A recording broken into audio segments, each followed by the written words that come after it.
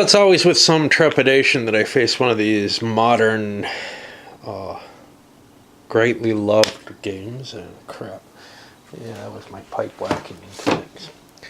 But this one's got a decent amount of thumbs on my request list. Now, a lot of people have covered this already. So in a sense, I don't know, that doesn't really provide me with protection. Because the fanboys, if they don't like what I say, and I'm sure they're not going to like some of what I say, as someone looking at this from a different perspective from the AT type of player who usually loves these kind of games.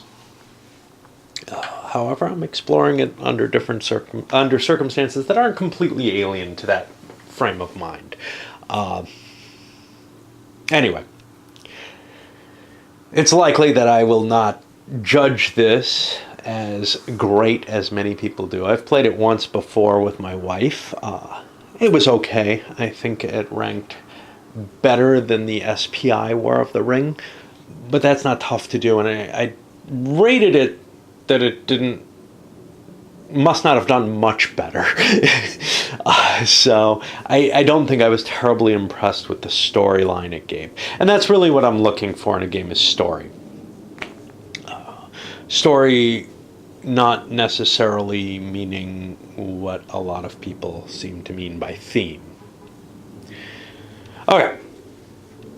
Anyway, like I said, there's probably other people who've covered the rules better than I will, but I like to hit the introduction with the rules so that I can refresh myself, and, well, maybe some people like whatever weird sort of vocal choices I make. So what do we got here? The first and most kind of disappointing thing when you look at this, but you know this is what you're getting. I mean, it's a big Fantasy Flight box. There's a bunch of plastic crap in it. There's some serious problems with that. Among others, it's hard to distinguish. Okay, it's pretty easy to see guys with horses and guys on foot, and if that was the distinguishment, fine. These white things are leaders, and essentially for the Sauron player, the leaders are at the beginning of the game, those big Nazgul. Later on, we've got these kind of gray figures as leaders, and there's a little bit of color difference, maybe, between the evil leaders and the good ones. Not much, if there is any. It was a bitch to sort. When you're looking at a unit like this, and it's essentially somehow different from... Find another one. Oh, say this one here, although this guy's got a hood, so if you look kind of closely, you can see that differentiation. But then over here, you got this guy. Well, he's got a little different hat, and he's got a different kind of shield. But you really kind of have to investigate some of these units to tell them apart. The evil ones are a little easier to tell apart. Anyway. The leaders are kind of a pain in the ass to tell apart. All sorts of stuff. How much does that matter? Not much once you set it up, because then you have your kind of force pools. As long as you have them separated at the beginning of the game, at least for the free peoples. I've got my force pools for the evils separated by nationality as well, just into the box.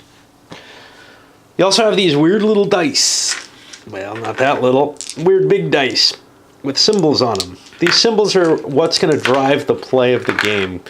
Kind of like in a card-driven game, you have certain cards that determine what you can even do at all. Well, in these, the dice largely are going to determine what you're able to do. And you're going to roll a bunch of these and see what actions you get to take.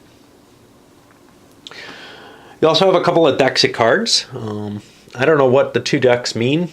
One's for characters, one's for events. I think the characters are going to be the blades and the events are going to be these, but I'm not absolutely positive of that. It doesn't much matter. As soon as I deal some out, we'll see that. You have character cards. Character cards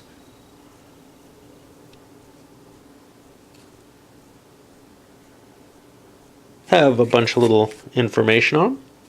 This is divided up into... This is the level of the character up here. Let's see if I can remember these. This is their military leadership. This is a bonus that they get if they're the guide for the fellowship. And that's a concept I'll have to explain a little bit. And then down here we've got bonuses that they get if they're not guiding the fellowship, if they're in fact not part of the fellowship at all on their own. Down here is an indication of what kind of mustering ability they have in terms of affecting the different free peoples to join the cause. And then each one of the companions has a little character marker, and there's also a disc for each one. These are used for a randomization purpose. What else do we have? We have our two little hobbit lovers down there. They are inseparable, of course. The map, big area map, wouldn't have to be quite so big, but it would still, well, you could adjust some of the area shapes, etc. It's a huge map, but largely so that it can fit these minis on them. If you don't like the minis too much, and I may have to resort to these, you have these counters, which can be used kind of like as an Axis and Allies to replace. So I got 3 of these here. I could replace 2 of them with discs under that unit to indicate how many there are as a count. You have to be kind of careful in this, though, because there is a counter mix limit. The amount of pieces in the game is the limit to what you can have on the map. More than that, the fellowship pieces, when they die forever. Most of the evil player's pieces, when they die, go back in his pool and he can bring them up again to represent the unlimited amount of power that he has. Each of these cards, let's take a look at them, have a couple of different factors. One, they'll have an event up here, but then they have a combat use down here. And I think we'll see the same with these, an event and a combat use. And the events are fitting the 2 different types of card. I'll have to shuffle those now. You have the 3 Elven Rings, which serve as mulligans. They all start out in the Fellowship player's hands, but if he uses them, they flip over and become available for the evil player to use. And then if the evil player uses them, they go out of the box. So essentially that gives the Fellowship a power over, hey, this is an unacceptable result. You have these little off-board boxes for all the citadels on the board. Those are siegeable locations. They're also shown with a little picture on the board itself to indicate where they are. Conceivably, you could offload some of the map congestion with those as well. However, that's not what they're actually meant for, but they could work that way. Over here we have a diplomatic track, which indicates all the different nations in the world. Again, kind of difficult to see what everything is. It's not written out here, but the pictures are covered in one place in the rulebook. Somewhere. Under all the different army setups. And some of them are fairly obvious. Well, not so obvious. You got the tree for Gondor. You got a horse for Rohan. This is the Elven. This is dwarves. And this is stargazers. Northern men. And then here the Easterlings and Haradrim and everything are all represented by that. And then you're wishing you had a Band of the Hand. No white hand here. So this is kind of hard to determine. One of these is Sauron, I guess the Flaming Eye, and the White Eye is Saruman's probably the White Eye, and Sauron's probably the Flaming one, I would guess. It doesn't make much difference. That helps control the glide or descent into war by all the nations. Essentially, the free people are in this status Yeah, those can be deactivated too. Where they are largely deactivated on their gray side, which means they can't even enter the at-war box, but also fairly far towards the peaceful intentions. The differences? Gondor is a little further down, and the elves are active. They're able to do things. Over for the evil side, all their powers are activated. None of them have yet gone to war, though, which means they can't invade or even move through friendly territory that's not their own region. They can't enter a kingdom or region that is owned by another country. Right. We have national boundaries, which are kind of these colored things. They're kind of hard to find. These black boundaries are mountainous terrain. Those are going to be impassable in general. Maybe some events cut through that because we have like the Pass of the Dead here, and I'm assuming you can do something through that on an event. Let's see if we got anything else. We got this weird little box here. This is how you hunt for the Fellowship. And we also have a track up here that's going to keep track of how far the Fellowship's moved, whether they're hidden or not, and how corrupted the ring bearer has become. There's a lot of similarity in the concepts behind this. Hey, the story, you know, right? No, more than that, to the old SPI game. It says, I can understand why on BGG it's seen as a re-implementation to some extent, but it really isn't. It's a very, very different game, and there doesn't seem to be any credits given in this towards that one. I would suspect that somebody who played that, designed this, thought the ideas were cool, but they weren't done right, and was able to get the rights, probably not from SPI or anyone else associated with the game. What do we have here? These are little control markers. When you control locations of importance, which are not that, I think. They're cities. Gotta find a city. Helm's Deep is a fortress or a citadel. Here's a city. It's got a single dagger on it. That means it's worth a point. This is not. It's just a fortified region. Helm's Deep is a citadel, so it's got kind of two lines on it, which indicates it's worth 2 points. The goal of the game is to collect a certain number of points, or one of the goals of the game is to collect a certain number of points. For the evil player, it's like 10 free people's valued locations. For the free people, they only have to gather 4. That doesn't sound too hard in terms of points, but they're outnumbered. Their chances of actually defeating the Sauron alliances, if you wish, and taking additional territories is low. And these are just cities taken from the other player. Okay. And I also have a bag here which is filled with these little hunt chips. These are special hunt chips over here. And I'm probably going to screw some stuff up here. These are hunt chips. They're going to give you some information. There's one with just a number. Kind of like these guys.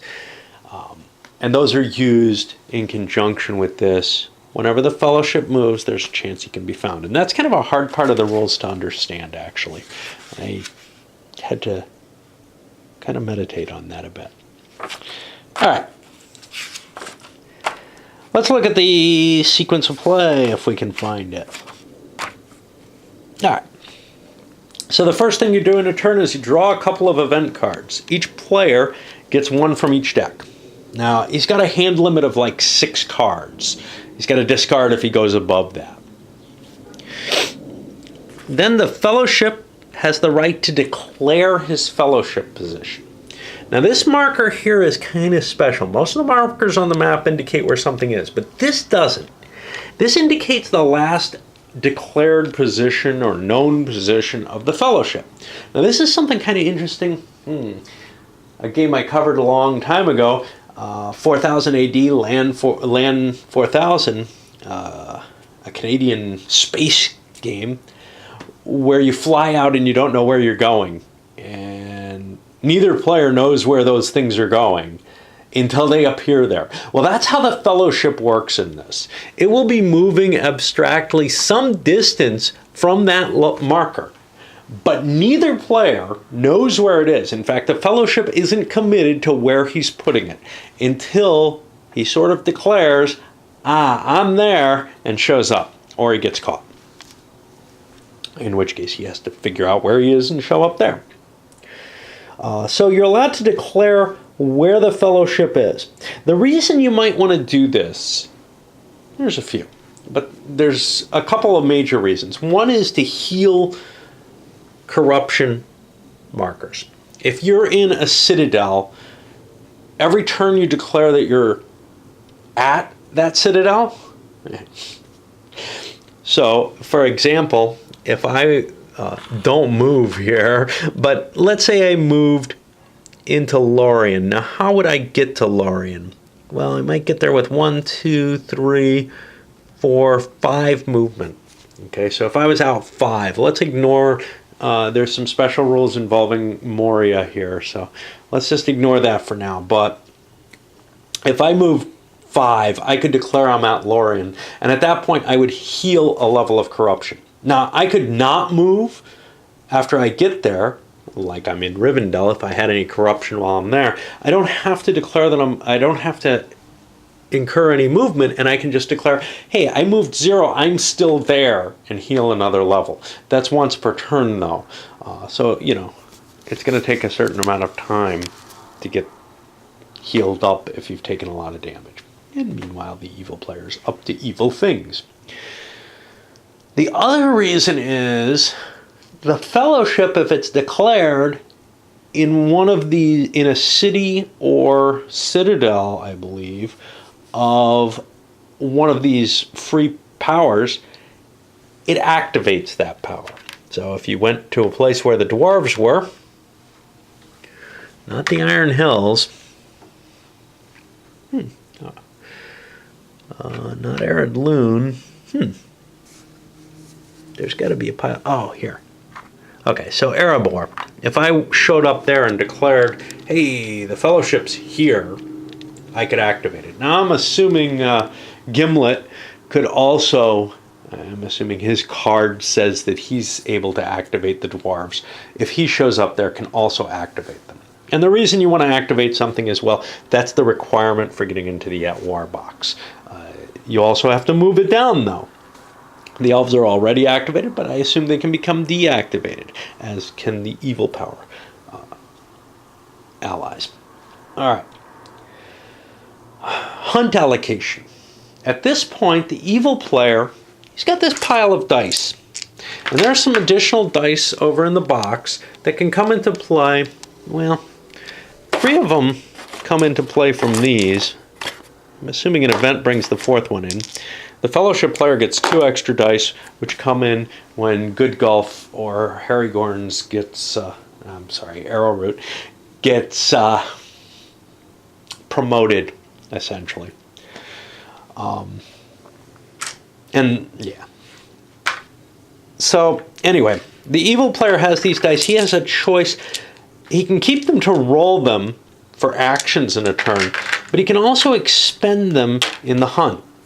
He's only allowed to put as many in here as there are companions with the ring. There will always be at least 1 companion with the ring. Not this counter, not the Frodo spam counter. But if everybody else is gone, goddamn joins them. All right, pardon me with the Lord of the Rings references, but I can't help it. Okay.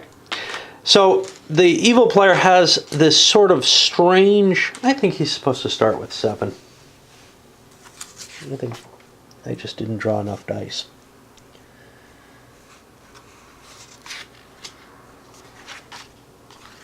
Yeah. I thought 7 was the magic number here. All right. So the other 3 dice come in whenever you activate and get one of these special characters. All right. So I have this initial pool of dice. I can choose to allocate a certain number of them to a hunt, and that's going to give me a basic factor by which I can hunt the Fellowship player. All right. When he either moves or an event comes into play or something like that, that gives me the right to hunt him. Then each player rolls their remaining dice. So let's say I throw 3 of them in here. We'd be rolling, the evil player would roll a bunch of dice. The good player rolls a bunch of dice. These are the actions they're allowed to do. And this is determined by the symbols. Some of them give options, like this one says either a mustering or an army action. And the symbols are reported over here. A character action allows you to move a character or a leader with their army, or a character with a pile of characters to go do character type stuff.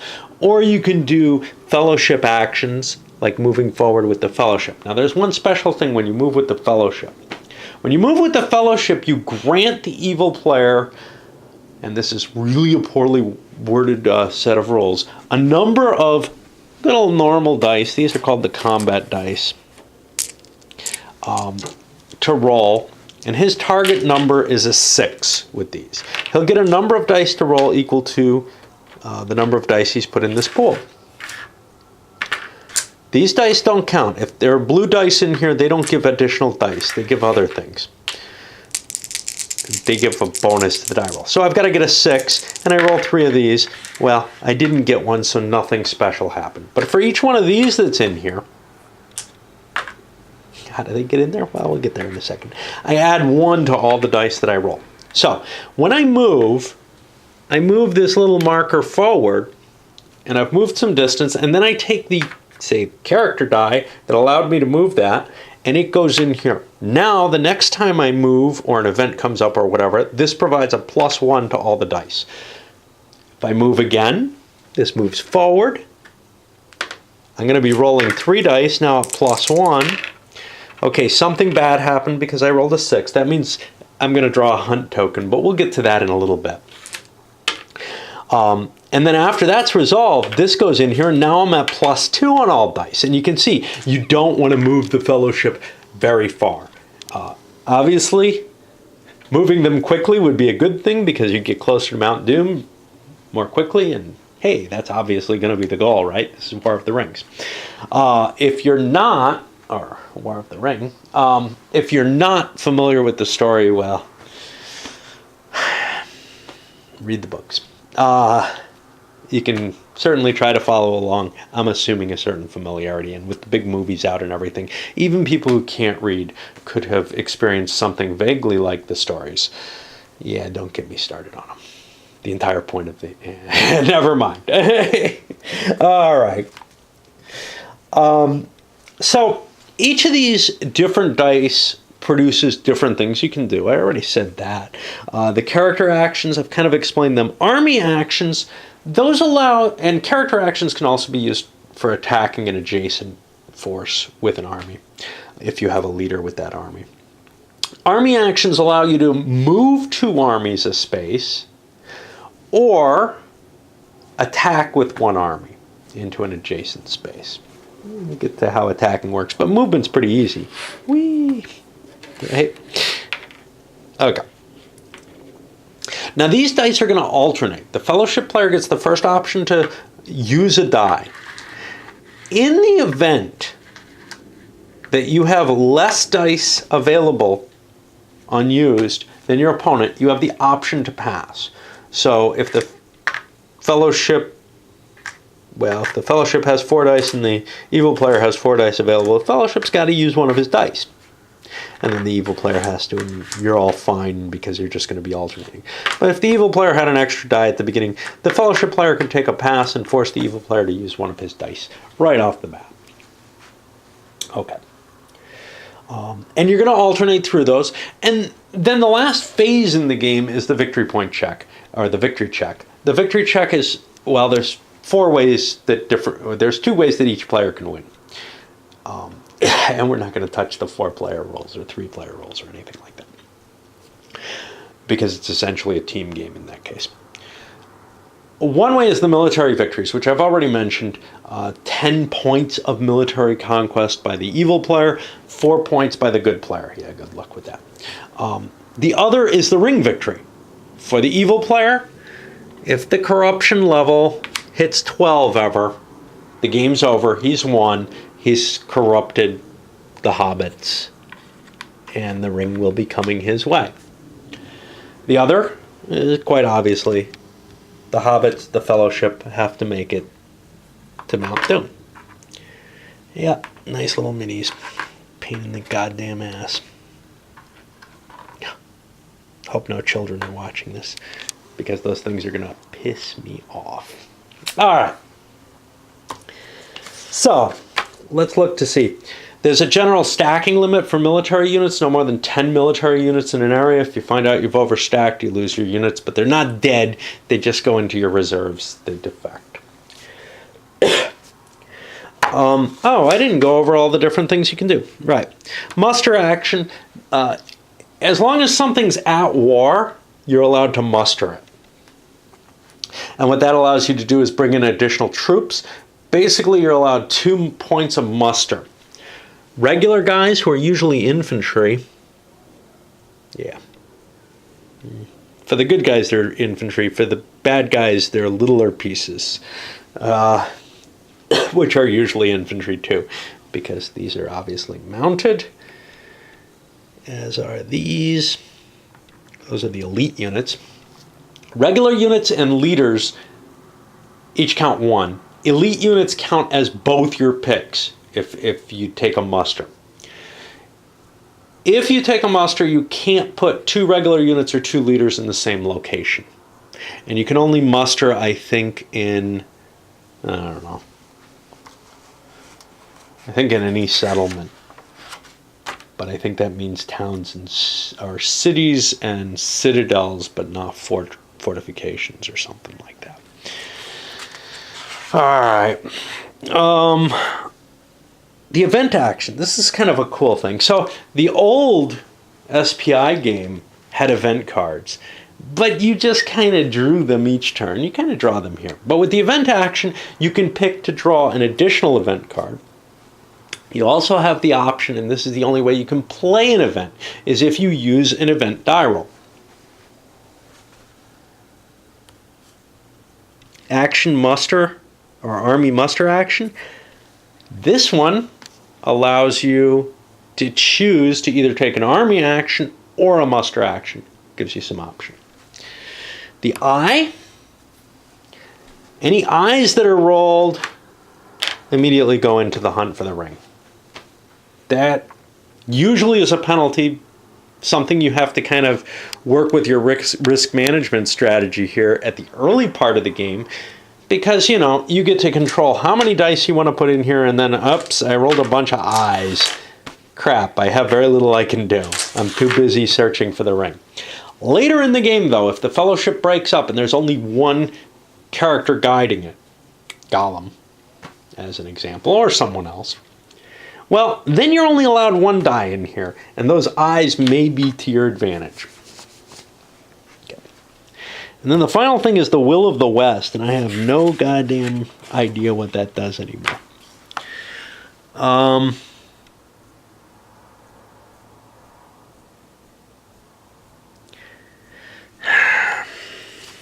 Yeah, that did not sink in my reading, and this rule book is not a good reference at all.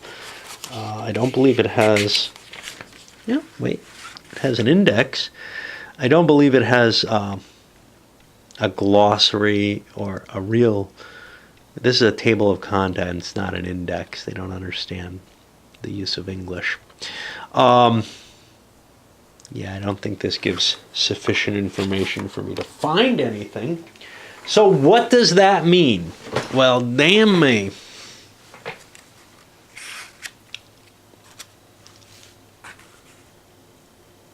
There's an action dice reference chart. All right.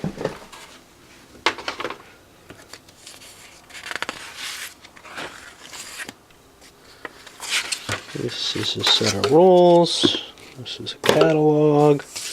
There's a Blair Aid with 2 sets of rules. You know, it's funny, they have this quick start rules, but it's like a completely different game. The sections that it covers, it's like, oh, well, everything changes in this one, or most everything changes in this one.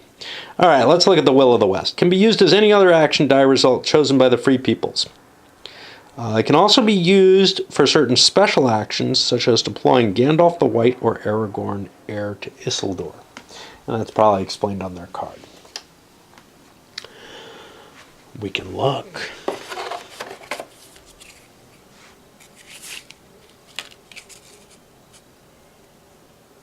If these dead or left the Fellowship and any Sauron minion is in play, you can use a Will of the West to bring them in. If Strider's in Minas Tirith, Dol Amroth, or Pelargir, and you get that kind of die, you get to bring them in. They do suggest that you read all the character cards to understand things. I'm a lazy person. I'll kind of do it as I'm playing, not really worry too much about them. Alright, so that's your Will of the West. It's a complete wild card. I remember it having some restriction on it, though, that we'll maybe see later in the rules. Like there's something it can't be used for, which isn't explained there. Alright.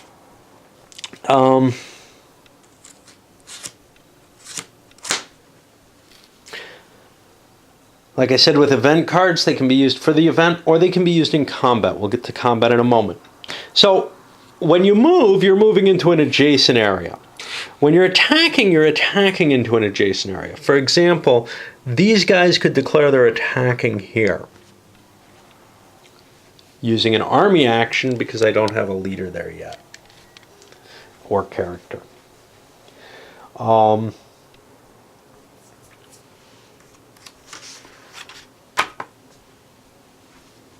Let's see how I want to talk about this. So, an actual attack, you're going to get a number of dice equal to the number of units that are fighting, with an upper limit of 5 dice. So if you attack with 10 against 10, both players are going to roll 5 dice. Your goal in this is 5s or 6s. That sounds like maybe Here I Stand took that from this. I don't know. It's a pretty common thing to have 5s and 6s. Britannia uses it too. Okay, it's just a nice buckets of dice number to use. So your goal is going to be 5s and 6s in general. Each player is allowed to play 1 combat card for its effect. The attacker first, then the defender. The defender's card takes effect first if they conflict in any manner. And both players roll. And you're allowed to re-roll a number of dice equal to the number of leader characters you have with your army. Leaders don't count in combat. Only your regular units do. You'd only re-roll misses, obviously. The damage is then going to be allocated largely 1 per 1 for the regular units. So if you did, 1 hit to a stack, it would kill a regular unit. Elite units kind of count as 2. The way they go is they go into the dead pile. Now, for the evil player, the dead pile is his reserves. For the good player, the dead pile is out of the game. And then they're replaced by a regular unit of the correct type from your reinforcements. Now, if you take 2 hits, I think you're allowed to just take an elite unit in one blow with that. Then the attacker gets the chance to call off the attack. Any combat cards are discarded at this point. If he doesn't do that, the defender gets the chance to withdraw from the attack. And if both stick around, you fight another round the same way. Eventually, someone will back out or be destroyed. If only leaders are left, they're all killed. Again, Fellowship, well, all characters are killed permanently this way. Free people leaders are killed permanently, but Nazgul will not be killed permanently. They can be recovered through the mustering mechanism.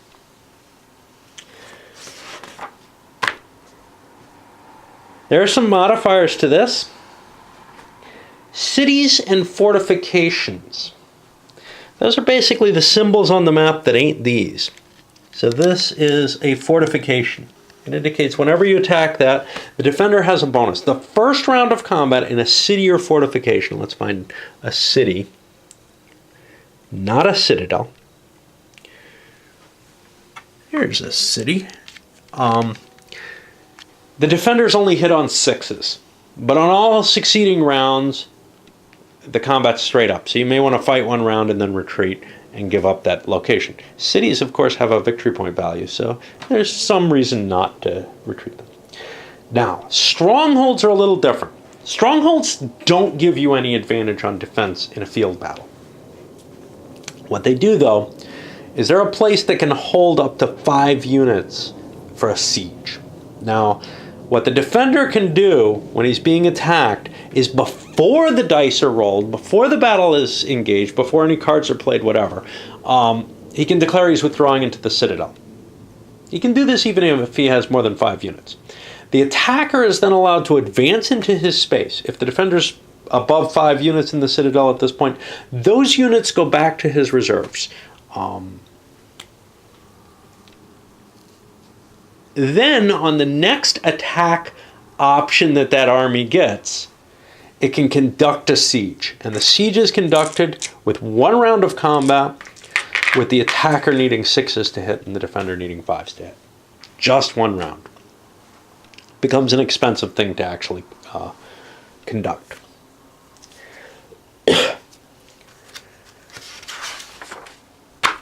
Politics.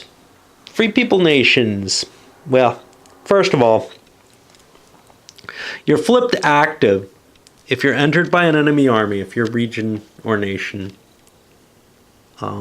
if you're attacked, if the fellowship's declared in you, or if a companion who is aligned properly to activate your nation. So, for example, a dwarf with the dwarfs, an elf with the elves. Some people like Gandalf, Pippin, and Merry can activate any of the free peoples. If those show up on their own, they can activate it, flip it over to the blue-colored side or whatever.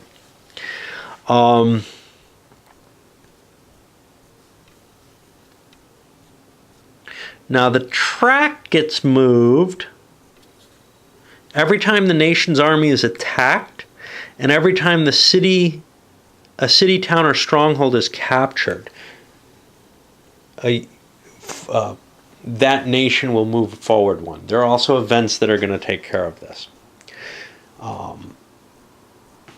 Eventually they hit at war, and once they're at war, they can move outside their national borders.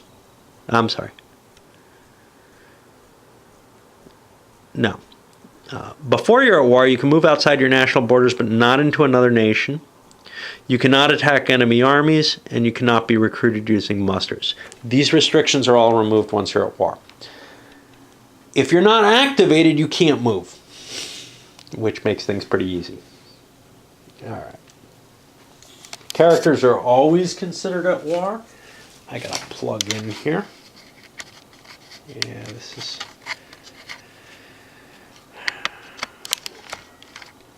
It's not that complex a game, but the rule book makes it harder than perhaps it has to be. The presentation's not the best. But what do you expect from Fantasy Flight? Alright, let's keep going.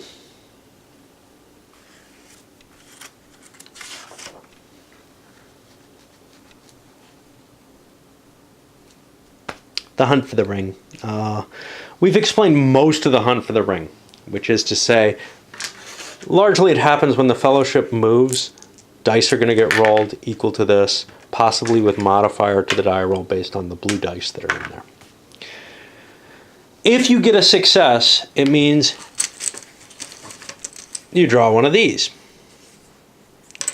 These are going to give a damage result. from the hunting process.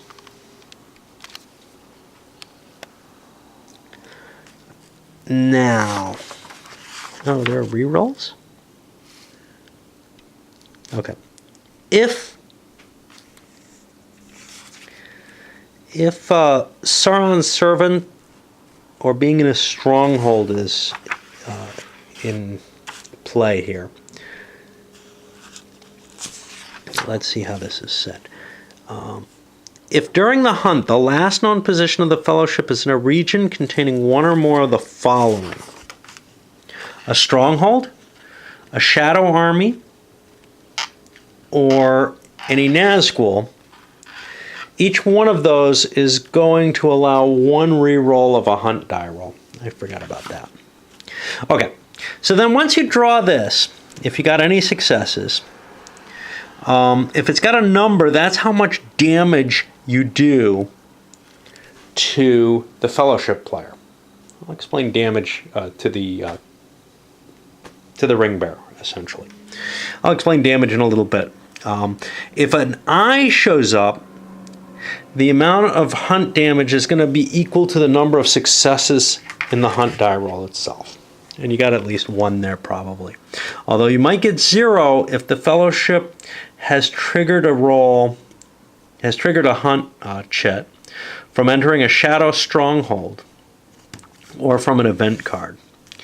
And if the tile has this little symbol on it, that indicates that the Fellowship is also revealed in addition to any damage that's taken. So that damage can be taken as corruption damage straight up. If you don't want to take corruption damage, you have 2 options. You're sacrificing one of your characters in the group. 1, you can sacrifice the guide. 2, you can randomly pick a character using the discs. That character's dead. Now, it's good to get Gandalf killed because then you can get Gandalf the White. And he smokes a cigar and wears a used car salesman outfit and all. So, if the level of the character that you're killing is not as high as the hunt damage you take additional hunt damage equal to the amount of the difference.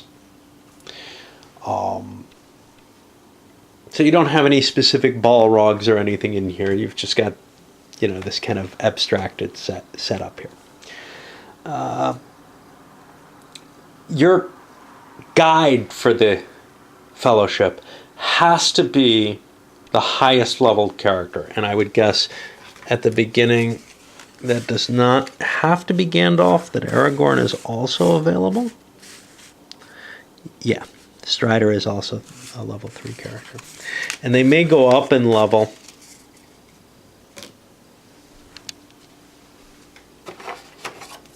If they're new. No. Looks like they stayed at level 3. All right.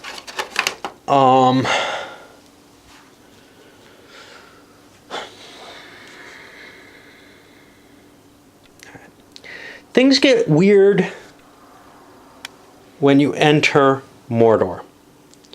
You enter Mordor through one of these 2 locations. You're going to take an immediate hunt token when you go into a stronghold. And you have to declare when you enter a stronghold, I think. I don't remember. And then the Fellowship character shows up here in space number 1. Those are elven numbers, of course.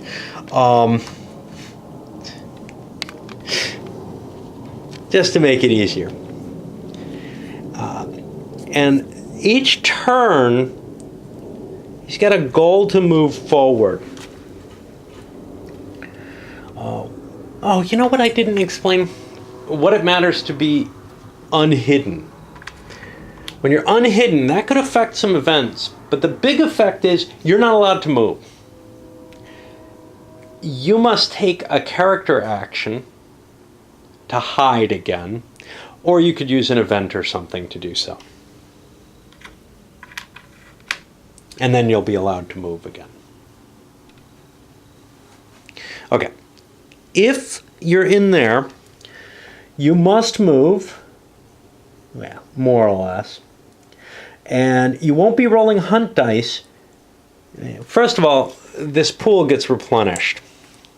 All the eyes go back in it, and then these things, which are only available through event cards. They're special additional search chits, fellowship bonus ones, Sauron player bonus ones. Okay. You immediately draw a hunt chip, and if you get an eye, you take hunt damage equal to the number of dice in the hunt box. You don't have to roll for success here. This includes any free people dice that have been put in there. And if the tile has a stop icon on it, over here, you don't get to move forward. If it has a reveal, you're flipped up and revealed. And then you have to use an activity to hide. If you do not hide, or try to hide, and you do not try to move, well, if you don't hide or you don't try to move on a turn, then you get a bonus point of corruption that turn. So if you're doing nothing and just kicking around in here, you can't just stay there. You're going to suffer. And once you make it all the way to the crack of doom, as long as your corruption hasn't hit 12 already, you can toss the ring in and have a party. I think that is almost the whole rules. Like I said, there's probably better people for explaining. Let's take a peek at the multiplayer rules.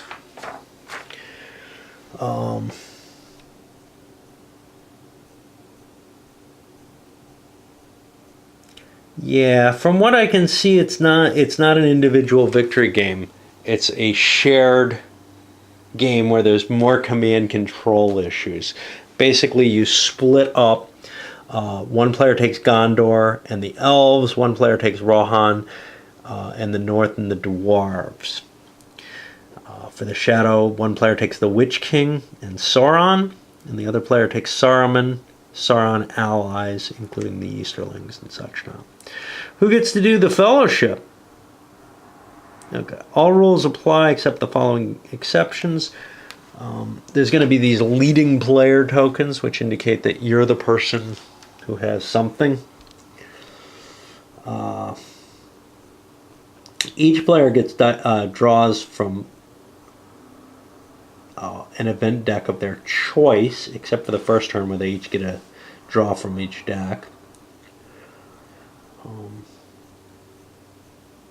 The leading player gets to play the Fellowship, I think.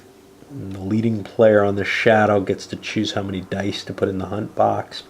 And then I think they alternate their actions from the die pool. So it creates a little bit less flexibility for both players.